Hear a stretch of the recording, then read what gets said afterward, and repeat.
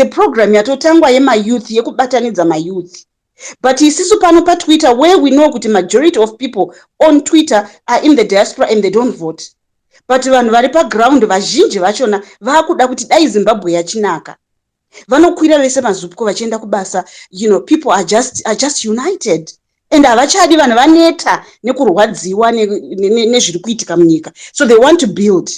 And we are looking at people who are in South Africa right now. Vari kuti end of June, people must be going back to Zimbabwe. So do those millions coming from South Africa want another 5 years yokungoita tag and war nokurwisana nokudini? And I think also vanhu vakabatana zvichabatira kuti masanctions anga achibviswa. So now I think as CCC you need to have faith in your leadership, in your team. Kuti look, we know kuti GNU haina kufamba the way that we wanted. This is what happened. So who's going to represent? What's going to be at stake? Because kune vanhu vakawanda.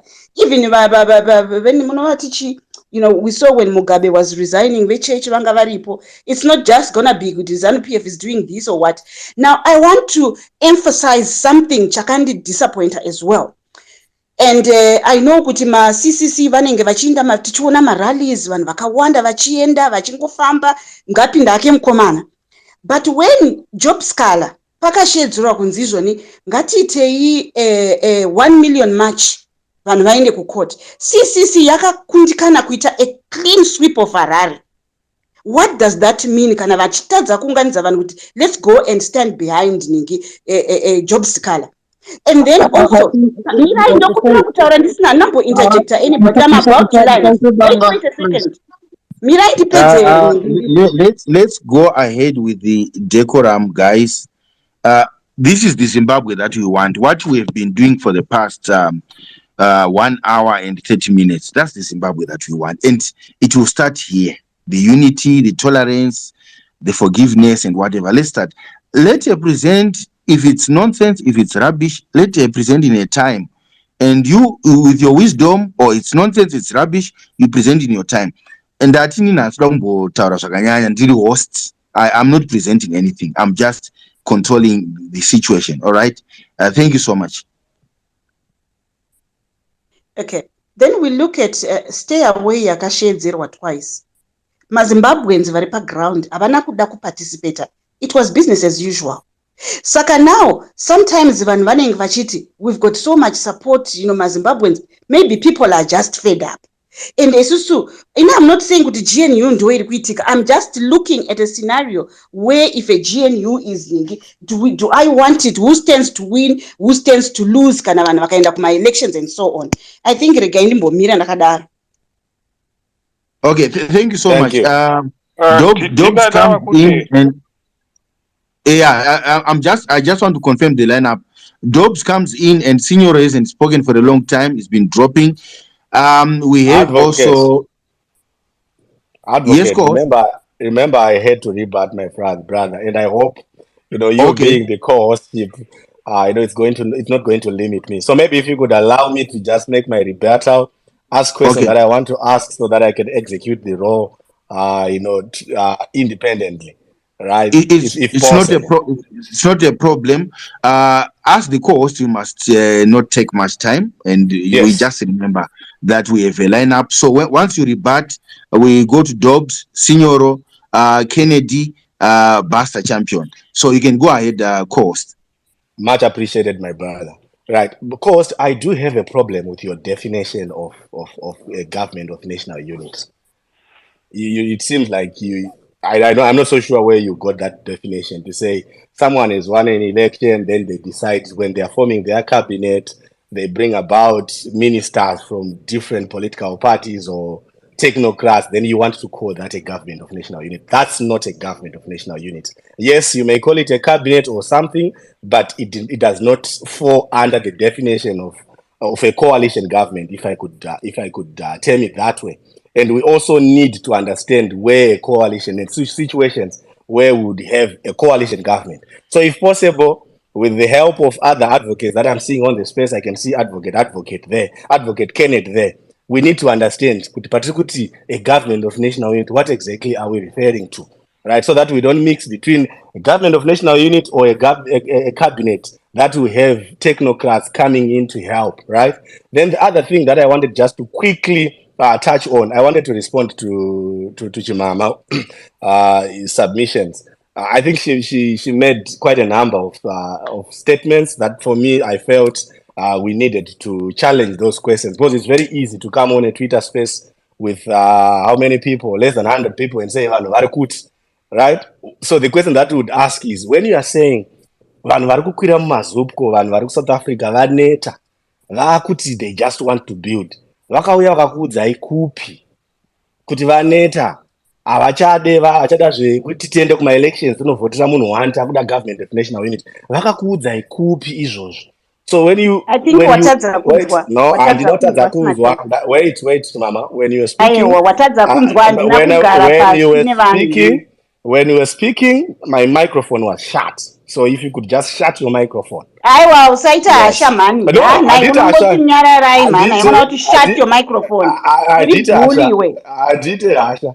Especially with people like you, handite hasha. Ndinodila nema-facts. Stop bullying. Stop bullying. You need to shut your mic. That's not polite. Or can you mute your mic? Okay, that's fine. Yes, let's go. I withdraw shots. I withdraw shots, my fellow brother. And let's put the Chimama down. My Chimama, I apologize. I withdraw shots. I respect you so much, Chimama. We just want to deal with facts. If you were offended by my comments, I sincerely apologize, and I do so unreservedly. Right, so Chimama, so when you say vanhu vaneta, vanhu havachadi, vari kukwira mumazupko, people that are on the ground, right? Ndo question andandichibvunza kuti vanhu vakakuudzai kupi, which channel yekuti vaneta, vakati saka zvinofanirwa kuresolvwa. So that's the first question that I have for you, Chimama. Then the second question that I have for you, my sister, is, you said there was a 1 million march that was called for Job Sikala, and you were expecting one to paint the streets of Harare yellow or something. And the question that I have for you again, Chimama, is, who called for this 1 million march? Are you not confusing the 1 million march for sanctions and for Job Sikala? So I just wanted you to shed more light there. Who called for this? You said Yakakoliwa for twice. Who called for it, and where was it advertised? What was the expectation, and what was the end game? Those are my two questions. And again, no emotions, and I apologize once again. Thank you. Can I respond, Advocate Herbert? Yes, go ahead. Let's give you a minute so that it doesn't become a dialogue between the co-host and Chimama. Then we move to the other people. Yes. Thank you so much. So was that a yes? I should respond or what?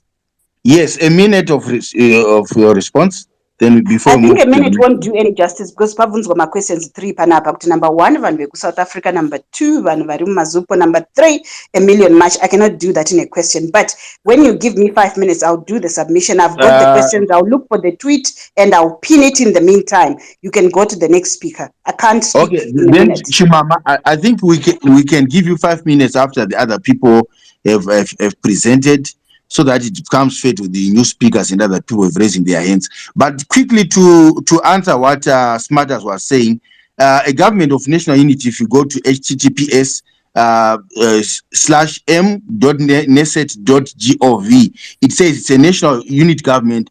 It's a government based on a broad coalition, the members of which also include representatives of rival parliamentary groups.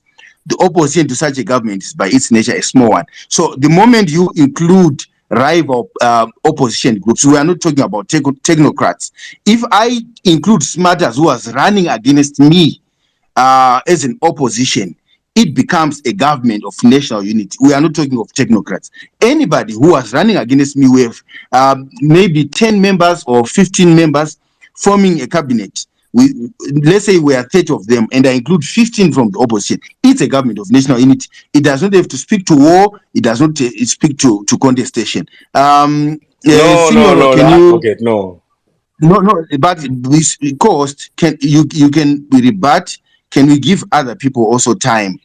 Otherwise, that's fine. You know what? I just wanted to say, cost before government of national unity in 2008. We had a memorandum of understanding first, right? Yeah, no, I'm not talking about Zimbabwe. I read a definition of government unit general definition that when you are going to include people of the opposition, it's a government of national unity, not as per Zimbabwe, as the general definition. So can we go to Signoro? Then we go to... Oh, It's thanks, Dobbs. It's Dobbs, then Dobbs. Signoro.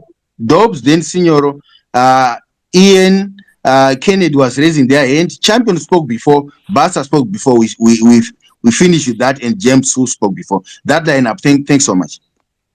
Yeah, many thanks, Wosti. I think what Ichimama was saying might be true to say people are fed up, but they are fed up of Zanu PF. Not that they want the government of national unity. We have to be honest.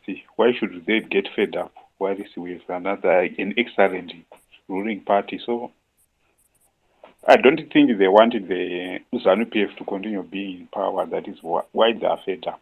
But going up to the possibility of those chances of having government of national unity, it's one of those where we are just discussing.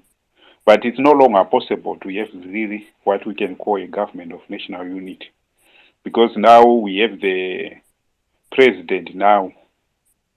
He was just giving him lots of powers starting from before. I was mentioned to say the 1987 was the starting point where we have executive. But then, by the way of when ZANU-PF was just amending its own constitution and giving the president more power to say he's now one center of power. When Mugabe say I'm now one center of power. Then when they amend it again to say the vice president, they no longer have power. They are just there to support him on his own pleasure. So I find out very difficult to say where is we have that person who have all those executive powers. We have even amended the constitution to get more powers. I find it, how is it going to be a government of national unity when we have one center of power? I tend to be corrected if I am wrong on that issue. I think Host and Advocate Kennedy, they can probably correct me there because it's very difficult to say how would we say, because the cabinet nowadays or the parliament, with all those state capture, they no longer do anything. They just sing according to the executive powers. And the executive powers, we have one center of power. So which means if we have a government of national unity, it will be just that one, what we call just cosmetic.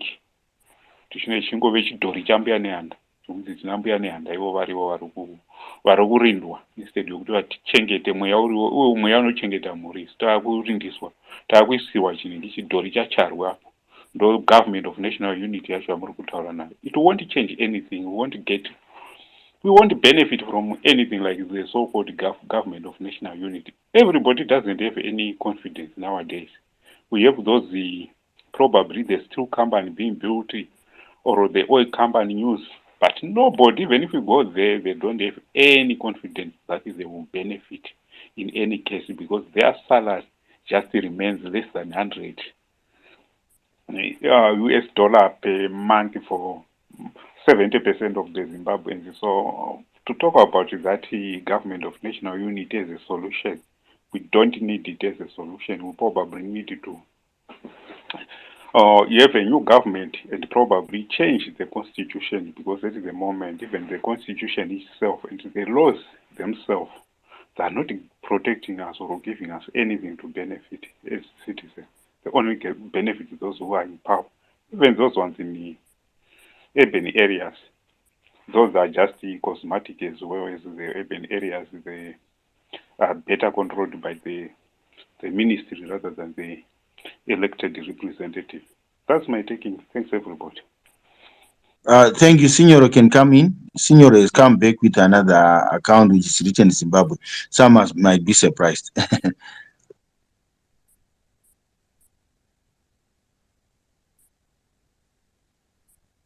Signoro, can you hear me?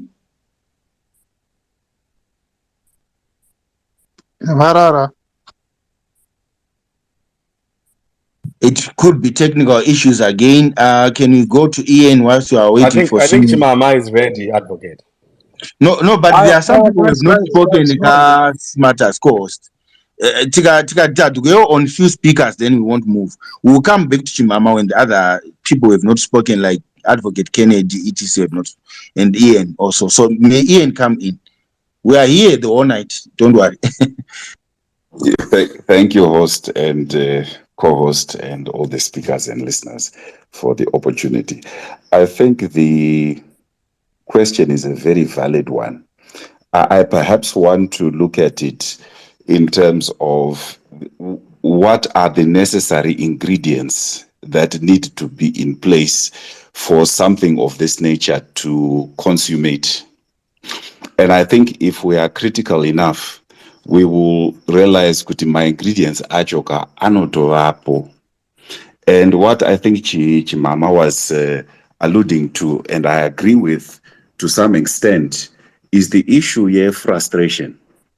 And I want to put it this way, without being facetious about empirical evidences and needing to do surveys and so forth and so forth. It doesn't take away from the fact that as intelligent beings, we can add my value judgments and interpret my circumstances. So the truth of the matter, if we look at the attempt by opposition over the years to dislodge Zanu-PF, and the consistent failure and the historical capitulation into GNU itself is enough precedent to know that Chero Vanavagaita shout how loud that this is a real and possible eventuality. Iripo. And it only really takes not so much the supporter of CCC, but actually the leader of CCC to actually state that no atakuita and it notera, whether you like it or not. And that's the reality. So what are the extrinsic conditions that are conducive for a GNU? What are they? Firstly, you've got a ruling party that has not changed in its demeanor in terms of willingness to relinquish power. In fact, they've become even more entrenched and militarized the whole system. We are more militarized now than we've ever been. What then gives us the assurance that somehow through a election process that these structures will lay down their power systems and simply just hand over? I think that is a little bit delusional. We need to, assess reality correctly. And then Chimamanda achitaura kuti kune zvimwe zvinhu zvakazama kuda kumobilizwa vanhu vakaita pitch here. And that in itself, if you understand social psychology or have even done any kind of research in that area, you should be able to understand from a barometer perspective where the following is and to what extent it is willing to risk itself, for the so-called goal of getting to parliament. If the leader himself has taken on the same perspective, Yamogen Trangirai, Yakuti, he does not want to get to parliament by the blood of people. Saka, if the opposition, if Zanu-PF knows that this is the tolerance line, all they simply need to do is to end up a little bit the violence, like what we've seen before. And the same thing will happen as what we've seen before, which is a capitulation. Now, how will the CCC, in my view, guarantee its seat at the table is there is enough pressure internationally that if the elections go wrong, or if they are rigged, or if they are not credible in one way or the other, or marred by violence, there will be sufficient international pressure on the ruling government of that day to mitigate that legitimacy issue. And the quickest and shortest route in doing that, as we've seen before, is going to be a GNU. And I think what we need to do is, over and above our philosophical paradigms, is to just simply assess the environmental or extrinsic issues and say, do these conform to what we've seen before? And if they do, then it simply points to a high possibility that this could actually happen. Host, thank you. That's my contribution. Thank you so much. Signoro Madzoka, muripo here musati marumwa negurwe.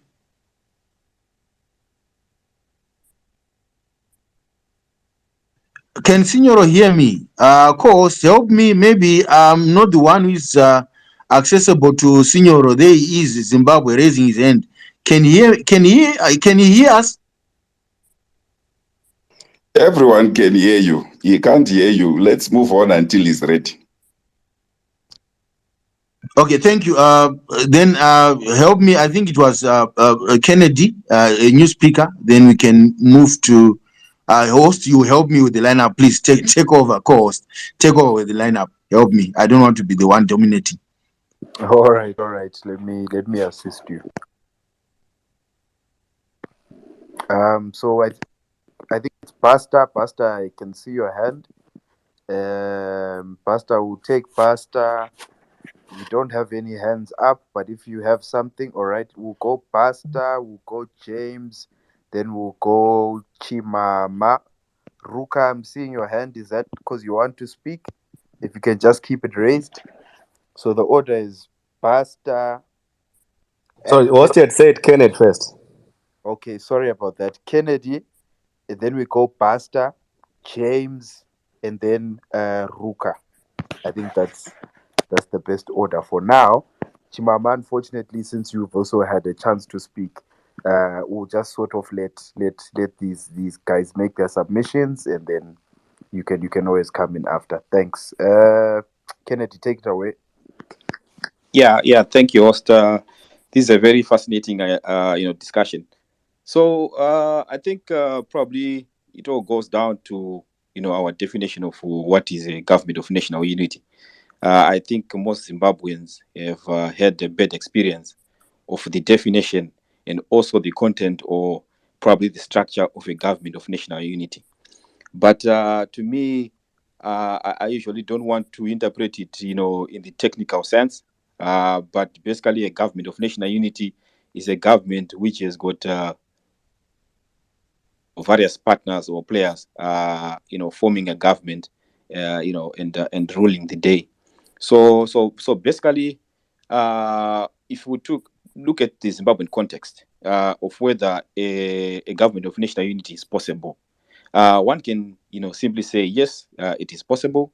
We have done it before using different mechanisms. The mechanisms that we used before were, of course, unorthodox. They came out of a negotiated settlement, and they were basically unconstitutional because there was no provision within the 1979 Lancaster House Constitution on that aspect. So it had to be a separate global document that was then agreed upon by partners, who then took it to Parliament, and the Parliament, as we know, forms the laws, and the Constitution at that time recognized laws that came through the Parliament, and that's the reason why we then had the government of national unity now being an appendix of a law that had been created by Parliament. So probably to talk about this, whether there's a possibility of having a government of national unity now, yes, it is possible, but I don't think it's something that we then say with certainty how to come about, because our constitution right now does not say anything about the government of national unity. It does not say anything about a government that wins, being able to form a government of national unity using the manner in which we did before. But the Constitution in section 104 says that the president can appoint ministers It does not state from which political party. So it is at the discretion of the president who has won the election to appoint whoever minister he wants to be part of the government. So be it CCC, be it other parties, the president has got the sole discretion to do that.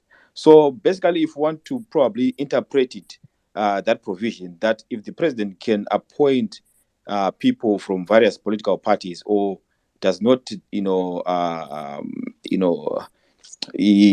the constitution does not, stop him from appointing people from other parties, then probably that provision can be said that it is a gateway to what, probably simply put, can facilitate a government of various parties coming into play. But it's always at the discretion of that particular president who has won the elections. And it cannot be in the manner and form that we witnessed in the past, because that in itself would deem it's actually unconstitutional, and it's nowhere written in our laws that that can happen. So yeah, the discussion is okay, but it all goes down like, if the elections are not credible, and they are highly contested, and they've been deemed uncredible, I think the constitutional way to deal with that issue is not a GNU. It is a re-election, right? That's what the constitution says. If the elections are not credible, and these are a shame of a constitution, well, let's do it again. Let's do it again. Put back, let's put the structures that are supposed to be put in place. Let's have the elections again, and let's just do it again. The GNU for me is not a way to fix Zimbabwean problems, because well, personally, I think the GNU that we had before is what is causing the problems that we face today, because it seems like it just put lipstick on a frog. It did not help anything. In fact, I think it actually even amplified the corruption that we see today. Because after that GNU ended, the corruption that we saw after that, it's so amazing. The violation of rights seems to have escalated. The suffering of the people, it seems to have escalated. The economy just went on a nosedive. So to me, I think we need to fix our electoral system. We just need to fix our electoral system. We just need to follow the constitution to the bone. If the elections are not credible, let's not, be crybabies and talk about joining forces with the people who have caused the suffering. Let's go back and do it again. And if the elections are done in an environment that is free and fair, then the losers should just accept, and people move on. Advocate, Yeah. let me just put in a question before maybe you could land. Could you educate us here? What's the difference between constitution and constitutionalism? Okay, so the constitution is the document. Constitutionalism is the principle, and Zimbabwe is a constitutional democracy. So we'll follow the principles and fundamentals of constitutionalism. So if we're talking about constitutionalism, we all now go down to specific principles of the rule of law. And we're talking about the rule of law. The rule of law feeds in to the aspect of democracy, which should be separate, which should then cause checks and balancings amongst each other. So that formulates the principle of constitutionalism. And is there constitutionalism in Zimbabwe? Sorry, Smarter, then you come with your question. Is there constitutionalism in Zimbabwe? So in Zimbabwe, there's a constitution, but the principles of constitutionalism are not being followed. That's why we are crying about the capture of government institutions by political parties. That in itself shows that they were not following the principles of constitutionalism. And it then feeds into the aspect that I talked about of the rule of law, that if there's capture of government institutions by individuals or by a political party, then that kills the aspect of the rule of law. So if there's no rule of law, we see the violation of human rights that we're seeing today. We see the courts being not being able to adjudicate properly cases that have to do with simple basic human rights, like what we see with the aspect of job scholar and other cases that we've seen before. We see the people, rights being violated, both economic and civil. So to me, in Zimbabwe, we do have a constitution, but we're not following the principles of our constitutionalism that are the basic tenets that are enunciated in our constitution. So I think with that one, I can land and give others a chance. Thank you. No, I wanted to ask you a question. It's a very simple question, advocate. Mandelana Rifambega, guys. Yes, Trukfamba, that's the purpose of the space. I will come to you just now. So the question that I wanted to ask you, advocate, is what constitutes a government in our case, in our Zimbabwean case? So if you follow the constitution, a government is basically, not even the constitution, just the basic tenets of governance. A government is what can I say? Well, I'll just talk about probably the a government is the classes a branch or the classifications. The classifications. With a government, there's the judiciary, there's the executive, and then there's the parliament. So that is what you call the government in the literal sense. Yeah. So just having an appointment, someone being appointed to a ministry or a ministerial position, that alone cannot then be said that's a government. The fact that you have Tulinguwe as a minister of finance, to you, you cannot then say this is a government and you classify that as under GNU. Is that correct? No, we cannot do that. Exactly. So when you talk of GNU, it goes beyond just cabinet appointments. It goes through the three classifications of government. In terms of how are you going to share the power, right? Yeah, that's another definition of a government of national unity. Because now the thing is, like, if let's say CCC wins elections next year, and they say, well, we want 15 people from Zanu PF, that in itself can be classified as a government of unity, right? Probably the national might not be there, but the fact that another political party that has won the election has brought in other people who are not supposed to be probably in the classic definition, are not supposed to be part of that team, then it brings some sort of unity in itself. So, but for it to be a government of national unity, are we agreeing that we need to deal with issues of power? How are we going to deal with appointments of judges? For instance, Striker, we'll come to you just now. How are we going to deal with appointments? Need to go to Pastor now. We're losing speakers. No. I need him to answer this question. Smarter, we can always come back to him because now it's a small question and it's based on his submissions.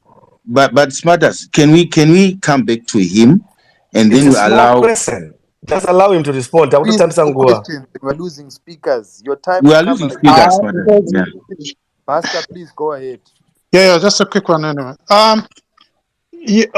What I wanted to say is, guys, we have to be careful and so sensitive, because belong to a certain political party. So I guess kuyapana batinegeti neshunge build Zimbabwe. But I've got a problem now. Yevan wanouya wo kuneshona yekuti akuna munhu anoku aurapwe nemunhu akakutsinga. So I've got a problem nevanhu vanouya panapa vachida kuita kunge tiri pamwepo ivo vasinei nesu. Isn't it weird kuti munhu anoita point out certain weaknesses of a certain political party and deliberately leave out, zvirikuitika political party kwavo, because what's one other thing which is going to help us move forward as a country is being honest, not sanitizing the wrong things zvirikuitika. I'll just go straight to the point. Responding to Chimama, what she has been saying, I'm really disappointed kuti tichine mentality yakadaro when we claim want to do the right thing and move forward. Chimama pointed out quite a few issues. Firstly, she spoke about being concerned in my structures a triple C. Then my question to her, chi chakanyanya kosha pa my structures, because kind of my structures are kosha that much that triple C have to have structures. Let's look at the current government.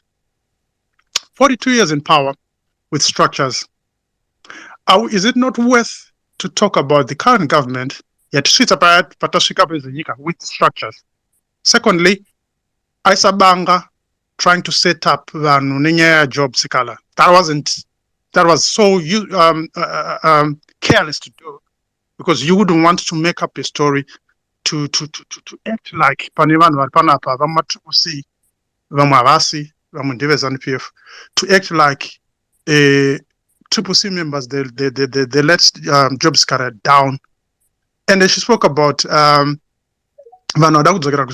That was a lie. The truth of the matter, ground, people are frustrated. Rambotara jobs, ZANU-PF. That's the honest truth. They talk about the campaigner. We all know, kuti ZANU-PF, you know, kuti vanhu Triple C vaita gathering. We all know. Varukubayirira fee. And so we cannot move forward, to be honest, turning a blind eye. Those things, every party is, free to campaign. They will never talk about these issues. If they really do care, they will touch the sensitive issues. I would be happy, Mama Chimama, one day, challenge the current government to know we need new young blood in the system. Instead of having Zana Polat, ED could invite Zana Butara Jaja. People who are so much rich in knowledge, across the world, probably to gather those people and put them in the right position, probably not rather than to fight Kudagu stay in power just because of staying in power. You cannot tell me kuti kune munhu anotadza kureplace Chiwenga, July Moore, all those old, blood. That's you never hear these people condemning this or challenging this. So moving forward, let's be honest. Kanataya Panapa is very good at this with my political parties. We have to, it's either respond to the question, not kuane hidden agenda, push a narrative. Kanavasia, Wagabram Triple C. Yes, fair and fine, it's your choice, but don't try to force it because Kwangsama structures. We cannot talk about a party which has killed the country for 42 years without no younger option for you. That's a lie. But it annoys us to push their agenda here. We're not here for that. We want to find solutions for our country, because this is our country. I've got no any other country, but I've got Zimbabwe. So let's be sensitive. Let's be considerate. Kuna political parties, but they want to,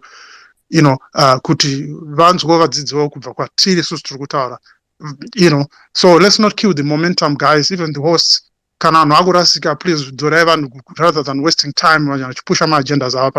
I don't think that's the right way. That is so it's so valid. We just want to sharpen each other, but not to push an agenda panapa. No, that's not the platform. You can go to other platforms, and hopefully we will move forward together. I'm not telling to bully anyone, but I don't want my time to be wasted. Thank you. Thank you. A powerful contribution. We'll go to our next speaker now, which is Ruka.